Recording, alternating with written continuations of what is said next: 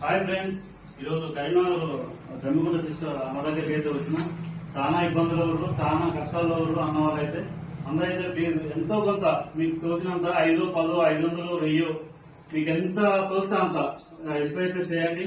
అన్న వాళ్ళ phone pay number అయితే నా స్క్రీన్ మీద ఇస్తాను.